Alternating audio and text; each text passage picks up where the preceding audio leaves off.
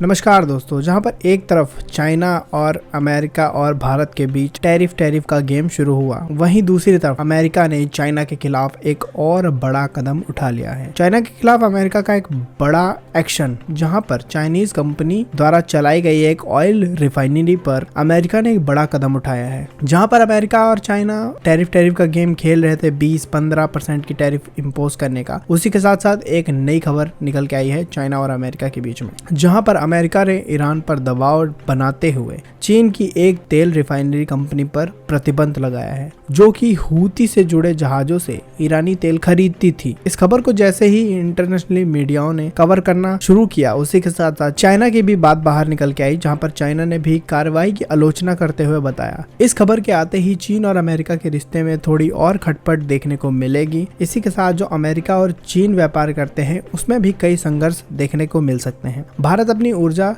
जरूरतों के लिए आयात पर निर्भर है, जहां पर इंडिया को भी इस बात का ध्यान रखना होगा कि अमेरिका किसी भी कंपनी पर कभी भी टैरिफ इम्पोज कर सकता है और कभी भी उस कंपनी को अपनी लिस्ट से बैन कर सकता है, जहां पर उस कंपनी को कई सारी दिक्कतें होंगी। और इंडिया को क्यों जरूरी है इस बात का ध्यान रखना, जहां पर इंडिया ऑयल इम्पोर्ट पे डिपेंडेंट है और जो इंडिया की डिपेंडेंसी है ऑयल इम्पोर्ट करने की वो वेरी हाई है। यहाँ पर 87.7% क्रूड ऑयल इंडिया ने इम्पोर्ट किया, और जहाँ पर वित्तीय वर्ष 2023 और 24 के बीच में इंडिया ने 2032 million metric tonne crude oil को इंपोर्ट किया है बाकी देशों से। जहां पर भारत के प्रमुख ऑयल सप्लायर हैं, जो उसमें से Russia, Iraq and Saudi Arabia आते हैं। तो यहाँ पर भारत के लिए जरूरी हो जाता है कि भारत को अपनी एनर्जी सोर्सों को और अपनी कंपनियों पर ध्यान देना होगा। और अगर ऐसी कोई खबर भारत के लिए निकल के आती है, तो उससे नुकसान ये होगा कि अमेरिका भारतीय कंपनी को बैन कर देगा इंटरनेशनली पेमेंट करने से, और अगर इंटरनेशनली पेमेंट करने से बैन करेगा तो वो कंपनी कहीं भी ट्रेड नहीं कर पाएगी। मुख्य रूप से जो ट्रेड की जाती है वो यूएस डॉलर में ही की जाती है, तो इसीलिए भारतीय ऑयल रिफाइनरी कंपनियों को भी संघर्ष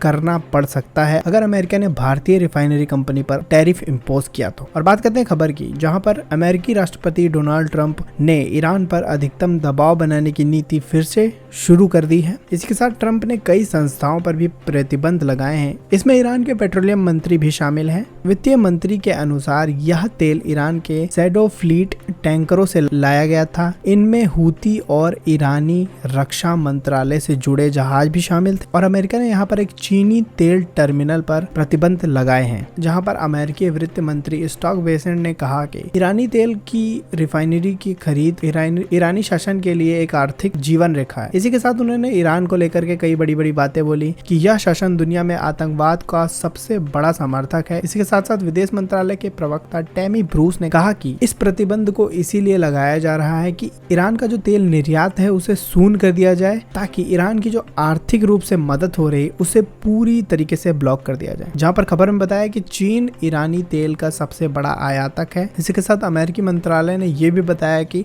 ईरान इस तेल से मिलने वाले पैसे का इस्तेमाल अमेरिकी सहयोगों पर हमला करना और दुनिया में आतंकवाद को समर्थन देने के लिए करता है। यहाँ पर इन सब घटनाओं को देखते हुए भारत को पूरी तरीके से सतर्क होने की जरूरत है, क्योंकि अमेरिकी प्रशासन यानी कि डोनाल्ड ट्रंप कभी भी किसी पर कहीं से भी टैरिफ लगा सकते हैं। भारत को सोचने की जरूरत है। अगर ऐसा कुछ प्रतिबंध भारत की कंपनियों पर लगाया गया तो भारत को बहुत ज्यादा नुकसान होने वाला है। और यहाँ पर चीन ने भी अमेरिका का काफी विरोध किया है। भारत को ध्यान रखने वाली बातें यह है कि भारत को ध्यान रखना होगा कि भारत की कोई रिफाइनरी कंपनी ऐसी चीजों में इन्वॉल्व या लिंक देखा गया तो यहाँ पर भारतीय कंपनियों को नुकसान हो सकता है। और हाँ, ट्रंप तो अपनी टैरिफ नीति को पूरी तरीके से निभाएंगे ही। वो बाकी देशों पर टैरिफ लगाएंगे ही लगाएंगे, वो भारत पर भी टैरिफ लगाएंगे। ट्रंप की टैरिफ से कोई नहीं बचने वाला। लेकिन हाँ, इस टैरिफ के गेम में अमेरिका को भी बहुत नुकसान होने वाला है। तो क्या सोचना है आपका अमेरिका द्वारा लगाए गए चीन कंपनी के खिलाफ इस प्रतिबंध के बारे में? कॉमेंट में जरूर बताएं, और चैनल पर नए हैं चैनल को सब्सक्राइब करें। वंदे मातरम, भारत माता की जय।